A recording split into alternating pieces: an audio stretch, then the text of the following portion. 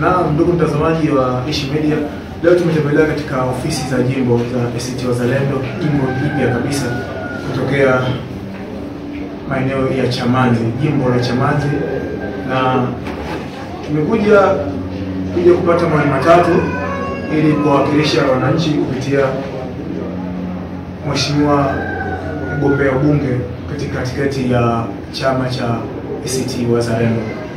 Na mheshimiwa, nikiomba uweze kujitambulisha kwa wananchi wa jimbo la Chamazi, na kuna mambo kidogo tunahitaji kujua kutoka kwako waweze kufahamu. Kuna katika hili jimbo unayogombea, kuna wapo wanaokujua, kuna wageni, sasa ili waweze kukufahamu. Asante sana ndugu mtangazaji. Mimi kwa jina naitwa Kondo Juma. Ni mgombea ubunge wa chama cha ACT Wazalendo katika jimbo la Chamazi, ambalo ni jimbo jipya. Kama kauli mbiu ya vijana mtaani nasema jimbo jipya na mbunge mpya. Ndio. Naam. Niwaombe tu watu wa Chamazi, kwa kweli sasa hivi tunahitaji mabadiliko. Mabadiliko nikimaanisha kwamba wa viongozi waliotangulia hapa, diwani na mbunge, madiwani na mbunge wa jimbo hili walitokea Chama cha Mapinduzi sisi. Wamemaliza miaka 5, lakini bahati mbaya ni kwamba jimbo walipelikuta ndivyo walivyoacha. Hawajaongeza barabara za mitaa wala barabara kubwa. Kwa mfano, katika barabara kubwa ambayo inatokea, tunaanzia Rangi Tatu inayopita Mbande mpaka Msongola inaenda kupakana na Ilala. Hiyo ndio barabara moja tu katika jimbo letu ambayo ni barabara kubwa ya TANROADS. Hii ni barabara mbovu sana mpaka sasa. Bahati mbaya kuna kipande takriban kilomita 2 kutoka Msongola kuja Mbande. Imekuwa ni kero kubwa sana kwa wakazi wa jimbo hili. Na ni barabara muhimu sana ambayo inaunganisha watu wa jimbo hili pamoja na watu kutoka wilaya Ilala, Chanika mpaka kwa hivyo kuna changamoto nyingi na nimejipanga kuja kupambana nazo, kwa sababu najua nikishabahatika kuwa mbunge katika jimbo hili changamoto zote nazijua, kwa kuwa mimi naishi katika maeneo hayo. Tuna matatizo ya elimu. Nikisema matatizo ya elimu, maana yake katika baadhi ya shule zetu au takriban zote wanafunzi ni wengi kuliko idadi inayohitajika katika madarasa. Kuna shule darasa moja linafika wanafunzi mpaka 250. Hili jambo litaendelea kutuzalishia zero katika jimbo letu. Na kama unaofahamu, hii wilaya yote ya manispaa ya Temeke, shule zake nafikiri zinaongoza kwenye zero katika mkoa wa Dar es Salaam. Kwa hivyo kwa kuwa nazijua changamoto hizi, nataka nije nipambane nazo kama mbunge. Wanafunzi wanapokuwa wengi darasani, unaondoa ule uwezo wa watoto kufahamu. Na kitaalamu kuna mambo matatu ambayo nataka nianze nayo. Kabla ya kujadili miundombinu ya shule zenyewe kwa ajili ya kuongeza madarasa, lakini pia tunahitaji tuongeze na walimu, tuwe na walimu kutosha. Alafu tubadili mfumo wa shule zetu. Sasa hivi shule zijengwe magorofa kwenda juu. Na hii inatokana na baadhi ya maeneo mengi ardhi haipo tena. Alafu watu wanaongezeka kwa kasi sana. Katika jimbo ambalo population ya watu inaongezeka siku baada ya siku kwa kiwango kikubwa ni Chamazi. Kwa hivyo tunahitaji tuwe na miundombinu mipya sasa hivi katika shule zetu, ili wanafunzi wapate madarasa ya kutosha, lakini wapate walimu wa kutosha wazuri wenye viwango waweze kuwasomesha. Naam. Mheshimiwa mgombea bunge katika tiketi ya ACT Wazalendo, leo hii jimbo unalogombea, jimbo jipya la Chamazi, lina uhaba wa hospitali. Mpaka sasa hivi tunapoongea hakuna hospitali hata moja zaidi ya zahanati. Sasa unahakikisha vipi akina mama na watoto kwenye masuala zima ya kiafya pale watakapokuwa sana? Kwanza tuna hospitali tulizonazo au zahanati kama nilivyosema ambazo ni ndogo. Tunahitaji tuziboreshe kwanza. Tuziboreshe, tuziwezeshe. Lakini tunaweza kubadili baadhi ya zahanati zikawa hospitali kamili, kama zahanati ya Mbande, kwa sababu ina eneo la kutosha. Kwa hiyo kupandisha hadhi tu ikawa hospitali katika level hata ya wilaya inawezekana. Lakini vile vile hizi zahanati zilizopo tunataka tuzipe nguvu. Kwa mfano, tuna zahanati ya Chamazi yenye pale Magengeni. Ile zahanati ina tabu nyingi sana. Sio tu tatizo la wale wauguzi na wasimamizi, lakini hata miundombinu yake. utaona pale iko barabarani, kina mama wanadhalilika, wengine wanakuja pale mimba kubwa wanapopimwa na nini, watu ndio barabarani anaona.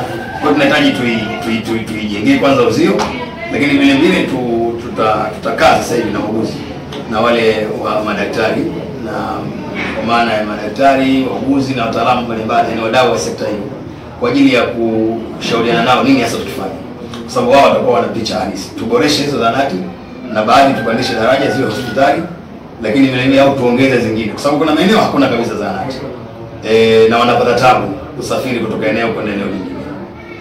Kama Kisewe huko utaona zahanati hakuna, kuna baadhi ya maeneo mengi. Sasa tunahitaji tuziongeze, lakini tunahitaji kwa sababu watu ni wengi, kwa huduma inahitajika sana, na katika huduma ya afya maana yake ni lazima watu wanauma bila kutarajia. Kwa hiyo tunahitaji tuboreshe, lakini hata dawa, kwa sababu sasa hivi kuna changamoto moja tunayo. Kuna hii sheria ambayo watoto wadogo chini ya miaka 5 na wazee kupata huduma bure imekufa sasa hivi, na watoto wakipelekwa hospitali katika hizo zahanati zetu, dawa pekee wanapata bure ni Panadol, wanapewa dawa kanunua. Kwa hivyo nikiwa mbunge nitakwenda kuhoji haya mambo, tuone kwa nini imekuwa hivi, sababu ni nini, alafu tuangalie tunaweza kutatua hiyo changamoto hii, kwa sababu watoto tunao wengi na wanaugua kweli. Alafu pia wakazi wa eneo la jimbo langu mimi ni wakazi ambao wana kipato cha chini. Sasa kuna makerokero mengi. Sasa swala la afya ni jambo muhimu sana. Tunaambiwa elimu bure, lakini elimu kama mnavyoona bado kuna tabu. Lakini afya nayo sana. Afya ni jambo muhimu sana. Mimi nafikiri kuna haja serikali sasa ione kwamba hata afya pia iwe bure. Kama itakuwa katika baadhi ya magonjwa, lakini iwe bure, kwa sababu afya ni jambo muhimu zaidi kuliko chochote. Kwa sababu hata elimu inahitaji uwe na afya nzuri, mtoto ndo anasoma na anaweza kupata elimu. Kwa tutaangalia kati ya elimu na afya, hivi vitu viwili vyote ndio vipambanie sana katika jimbo hili. Pamoja na kwamba kuna changamoto nyingine na kero ambayo ya miundombinu ya barabara za mitaa na barabara kubwa, tutazifanyia kazi. Naam. ACT naomba ridhaa kwa wananchi wawape dhamana ya kuandaa serikali yenu. Sasa mnakwenda kuandaa vipi serikali na mkiwa mnakwenda uchaguzi mkuu tarehe 29 mkiwa hamna ugombea wa rais? Kwanza mpaka sasa tunathibitisha kwamba tutakuwa na mgombea rais, kwa sababu kesi iko mahakamani. Nadhani siku mbili zijazo kuna hukumu itatoka, inaweza kutoka mmoja. Na ikitokea mgombea wetu rais amerudi kwa muda uliobaki, tunaamini tutafanya vizuri na tutashinda, tutachukua nchi. Lakini ikitokea bahati mbaya hakurudishwa, kitu muhimu sana ni bunge. Bunge kama litapata wabunge wa kutosha wapinzani, tunaweza tukatengeneza serikali. Serikali inatengenezwa hivi kwa sababu kwa mujibu wa katiba yetu nchi, chama ambacho kina wabunge wengi ndio chama kinachoweza kuunda serikali. Kwa sababu chama ndio kinachotoa waziri mkuu. Maana kinachotoa waziri mkuu maana yake ndio kinachounda serikali. Kwa hivyo sisi tunaamini tutapata wabunge wengi, na tunaomba wananchi watuelewe hivi. Kwa sababu ukipeleka wabunge wa CCM wengi bungeni, hawajafanya kitu. Na bahati mbaya kwamba nchi yetu hii watu wanashuhudia kwamba wabunge pekee wanaotetea wananchi na wabunge wapinzani. Kuna vigezo na vielelezo vingi. Wakati wabunge wa upinzani wako wengi bungeni, kipindi kile ambacho cha kina Tundu Lissu, kina Zitto Kabwe, uliona kwamba hata wananchi walipenda kutazama bunge sana, kwa sababu bunge lilikuwa lina changamoto, linaikosoa serikali kwa baadhi ya mambo, linaibua kashfa mbalimbali, wizi, utaona yani mawaziri walikuwa wanajiuzuru. Sasa hili bunge la CCM watoto wameona wa Tanzania, mpaka hamu ya kutazama bunge haikuwepo. Kwa hivyo sisi tunategemea hata kama tuna mgombea rais, tukipata wabunge wa kutosha, tunaweza ima kuunda serikali au kuishauri serikali vizuri katika kuendesha mambo yake. Naam. Kuna maneno yanatembea sana mtandaoni, ambayo maneno aliyotoa aliyekuwa balozi nchini Cuba, akiwakilisha Tanzania nchini Cuba, akisema ACT si chama chenye nguvu, ACT ni tawi la CCM.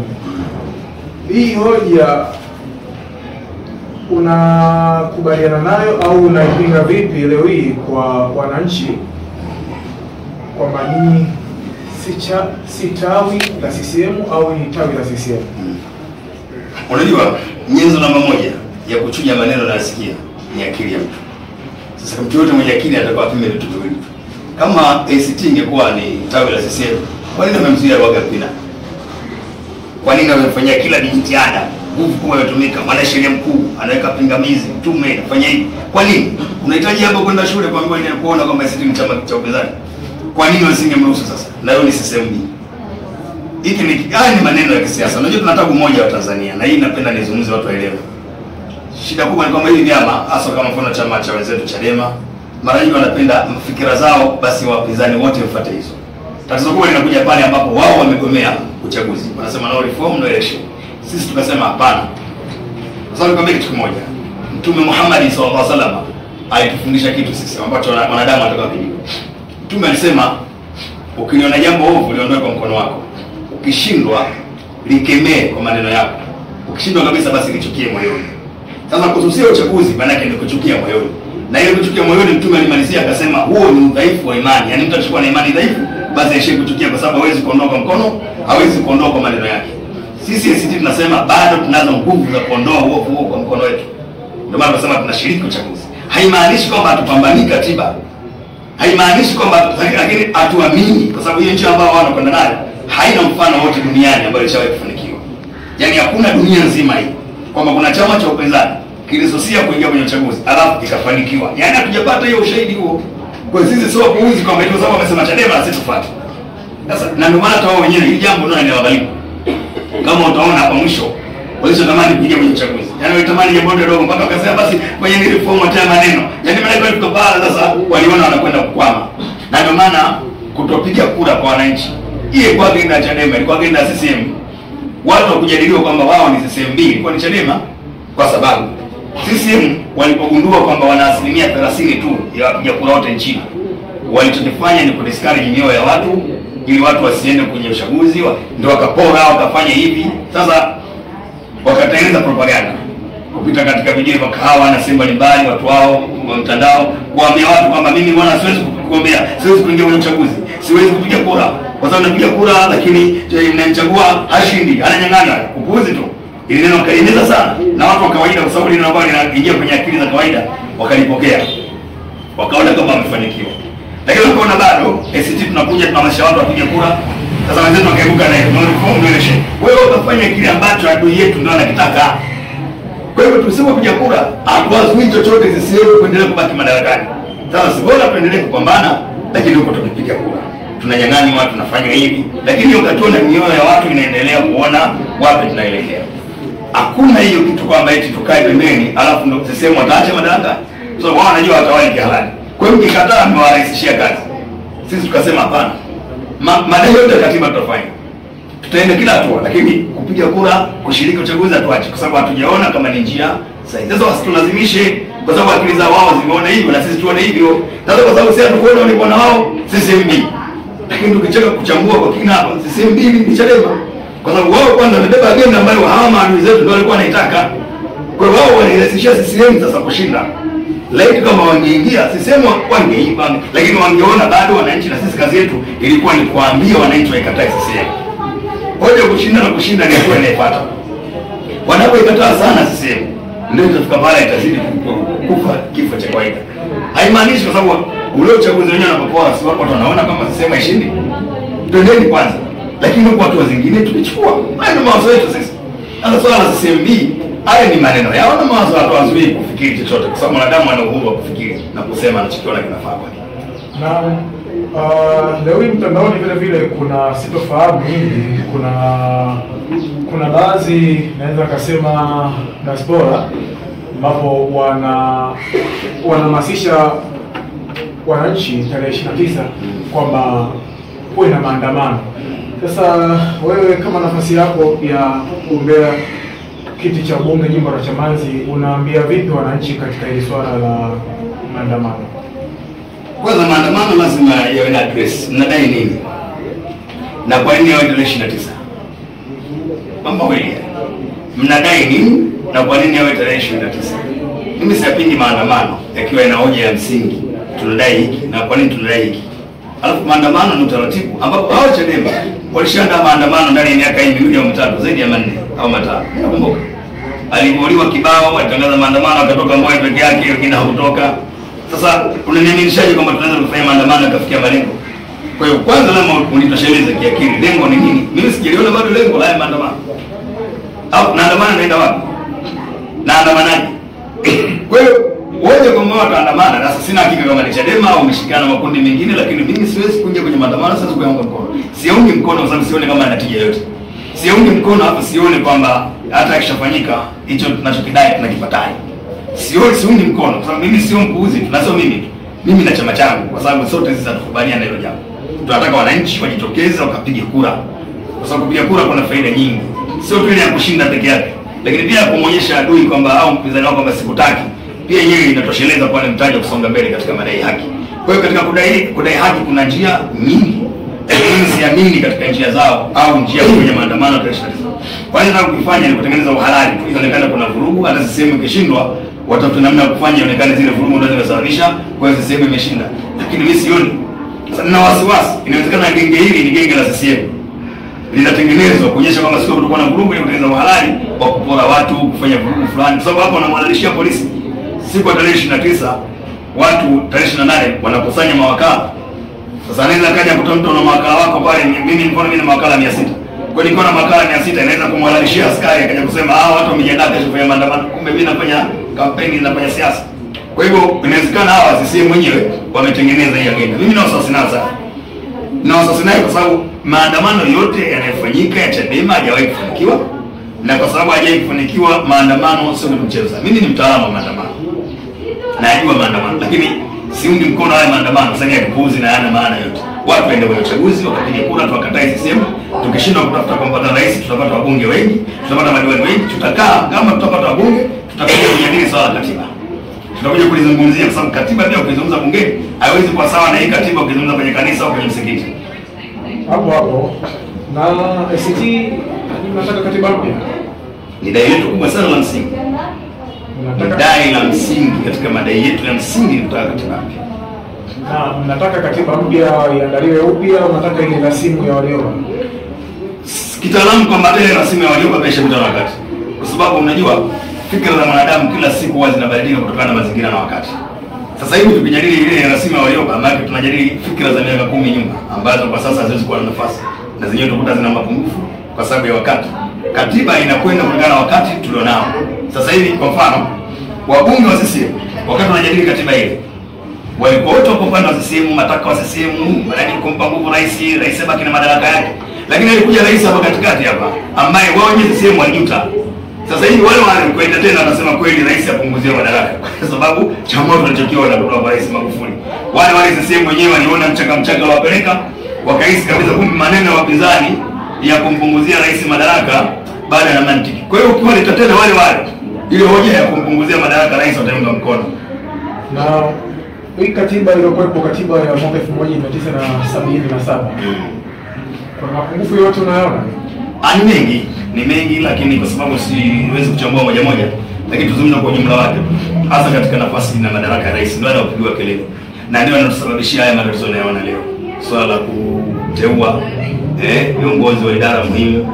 Umeona leo bwana, rais anateua jaji mkuu, rais anateua mkuu wa jeshi la polisi, rais anateua mkuu wa usalama wa taifa, rais wewe, lakini rais wewe anaendelea kwa rais hata wakati wa uchaguzi.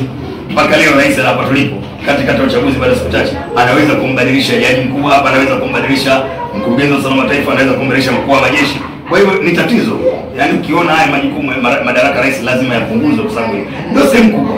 Maeneo mengine ya kawaida tu katiba unaweza ukaona yanagusa mambo ya kijamii mambo, lakini ukija katika swala la uongozi ndio kwenye tatizo. Na nataka tuende tamati ili ni swali la mwisho ili uweze kuomba ridhaa kwa wananchi wa jimbo la Chamazi. Siku ya tarehe 29 endapo bado hamjapata ridhaa ya kusimamisha mgombea wa rais, kura yako itaenda wapi au ni siri yako? Ukisema kura yangu utakosea. Labda nasema nitawaambiaje wananchi. Lakini mimi nagombea, mimi nitawaambia wananchi wakanichague mimi. Wamchague diwani. Sasa labda nikuuliza wewe utawaambia wananchi wachague nani? Kwa sababu kama kura yako, mimi naweza nisipige kabisa kura rais mimi. Lakini pia sisi tunachowaambia wananchi hapo kwenye kura rais, sisi hatuwezi kusema chochote. Kwa sababu sisi tunahitaji wabunge na madiwani, ndio nafasi yetu tuliyosimamisha. Siwezi kusema mchagueni rais wa chama fulani. Hilo sitaliweza kwa sababu sina mkataba huo na wala sina imani na huyo rais ambaye pengine nitasema huyu mchagueni. Labda hapa ambapo chama changu kitatoa maelekezo. Lakini mimi kama mgombea nasema naomba nafasi ya ubunge na udiwani. Naomba uweze kuomba ridhaa kwa wananchi wa jimbo la Chamazi. Wananchi wa jimbo la Chamazi popote mlipo, naomba kura zenu za ndio siku ya uchaguzi wa tarehe 29 Oktoba ili niwe mbunge anayepambania mambo muhimu sana. Miaka 5 iliyopita tumekuwa katika kiza kinene cha kutotetewa, kutosemewa bungeni na wala kutoletewa maendeleo ya yote. Tunahitaji kuhakikisha barabara zetu zote muhimu zinakuwa sawa. Na tuna kero nyingi sana. Na barabara katika swala la kiuongozi ndio jambo namba moja, kwa sababu linarahisisha mawasiliano. Wafanyabiashara watanufaika, wanafunzi watanufaika, kila mmoja atanufaika kwa sababu atakuwa anawahi kwenda sehemu ambayo anataka kwenda kwa urahisi na haraka. Lakini hiyo ndio tunasimamia pasako. Asiwezi kuruhusu hii kero ambayo leo ipo. Kwa mfano tuna kero ya kutoka Kisewe kuja Mbande. Ni ya miaka na miaka, wanafikia wanafukua, wanachimba vifusi wanafukua. Ikinyesha mvua tatizo, ikinyesha jua, ikiwaka jua tabu. Nataka nikisema hii barabara itakwenda kuisimamia na kesha kwa haraka sana inakaa sawa ili kutengeneza wepesi wa mawasiliano. Lakini tuna tatizo la swala la elimu kama nilivyosema kwa watoto wetu.